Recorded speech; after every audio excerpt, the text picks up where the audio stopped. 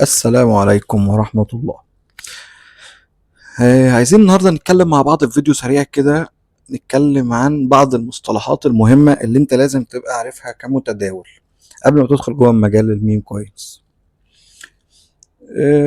أول حاجة هنتكلم عن حاجة اسمها ديجن.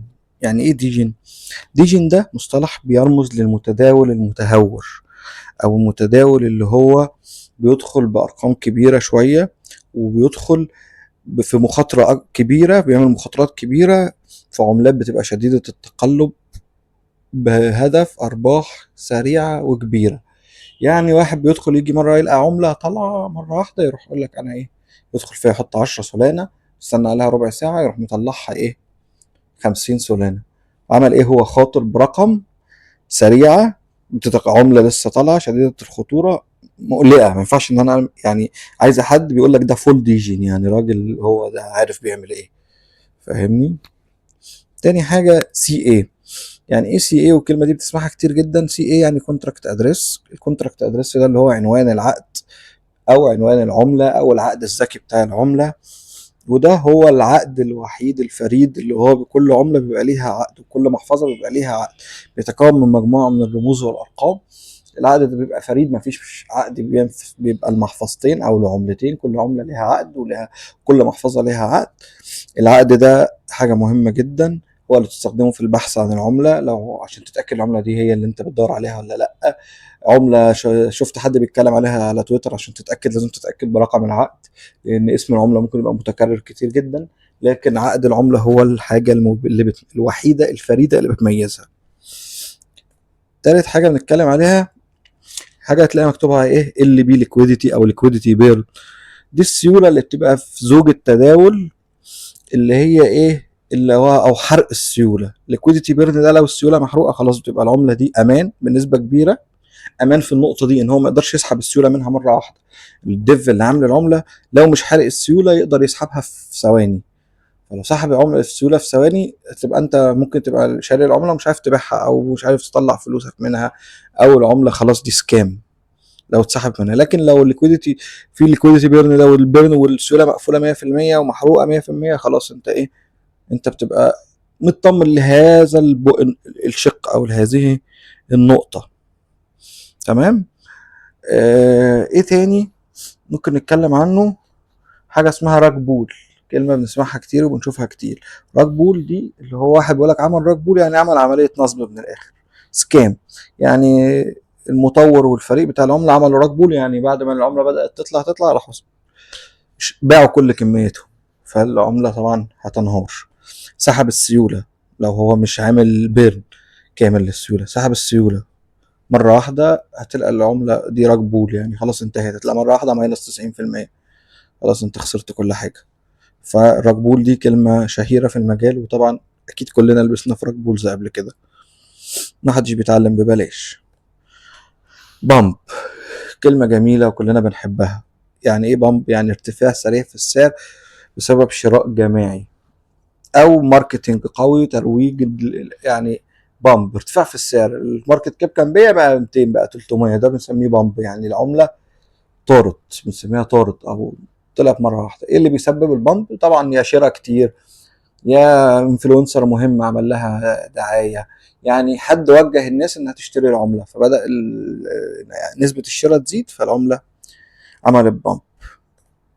ايه الكلمه ما بنحبهاش؟ دمب. دمب يعني ايه؟ يعني هبوط حاد في السعر، عكس البامب. زي ما العمله طلعت تروح تعمل دمب. دمب يعني تنزل، سعرها ينهار. بسبب ايه؟ بيع جماعي، سحب سيوله، اخبار حد كان منزل عمله بتويت، منزل تويته عن عمله قويه وراح سحب مسح التويته. حد كان فاتح لايف وبيعمل دعايه العمله وراح قفل اللايف. الحاجات دي بتعمل ايه؟ بتقلل الثقه في العمله، فالناس تبتدي تبيع، يحصل حاجه اسمها ايه، ضم. بانيك سيل. بانيك سيل هي مش مكتوبه بس انا هقولها لكم. بانيك سيل ده اللي هو ايه، ان الناس مره واحده تتخض فتبتدي تبيع، حد يبيع بيعه كبيره فالناس تخاف فتبتدي الناس كلها تبيع، فالعمله تنزل تنزل تنزل تنزل. ده اسمه بانيك سيل، لان الناس كلها بتخاف فبتضطر تبيع. يعني اول ما تلاقي بيعه كبيره كله بيبيع وراها، فدي طبعا بتسبب مشكله. اكزيت ليكويديتي. ايه الاكزيت ليكويديتي؟ بيقول لك ما تبقاش انت اكزيت ليكويديتي. اكزيت ليكويديتي دي اللي هي سيوله خروج. حد شاري من تحت وقاعد في العمله مستني واحد زي سيادتك بيسميه اكزيت ليكويديتي، يخش يشتري بمبلغ او يشتري، هو يطلع، هو خد السيوله بتاعته كاكزيت ليكويديتي ليه، خرج بيها هو، فاهم؟ اللي هم المشترون المتاخرون في القمه، الناس اللي بتشتري في القمه فوق خالص بيبقوا سيوله خروج الناس اللي اشترت من تحت، فاهم؟ فاللي من تحت مستني اكزيت ليكويديتي منك عشان خاطر انت دخلت في القمه. عشان كده بنقول ما تدخلش في القمه، ونخلي بالنا كل واحد بيبقى اكزيت ليكويديتي للي ايه، للي قبله، فاهمني؟ اللي تحت عايز يبيع، اول ما تطلع فوق انت تشتري فوق، يروح هو معتبرك اكزيت ليكويديتي وخارج. ليكويديتي، ايه الليكويديتي؟ الليكويديتي اللي هي السيوله او الفلوس او الاموال او الرموز المتاحه في جوه العمله.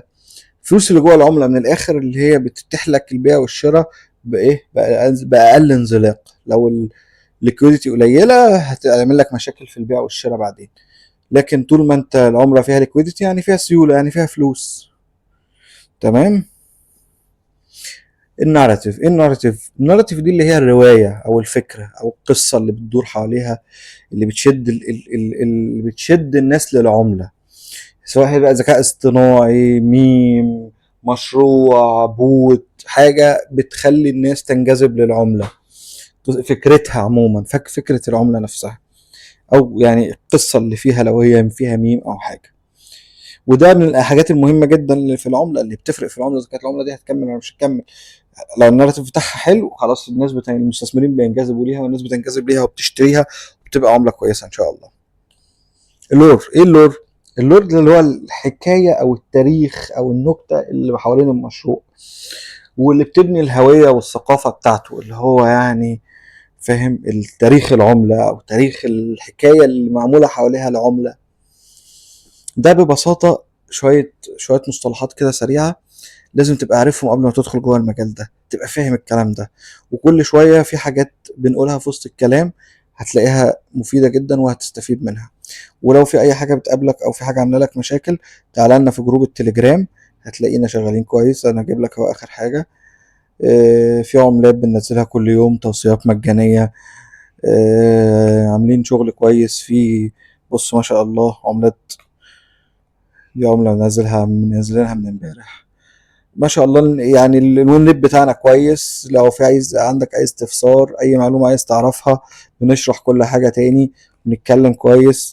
لو انت محتاج اي حاجة تعالنا على جروب التليجرام، تابعونا على التيك توك، على انستجرام، على اكس، على يوتيوب طبعا.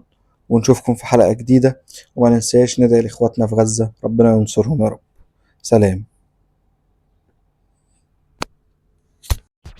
وما تنسوش تعملوا سبسكرايب ولايك وتفعلوا زر الجرس.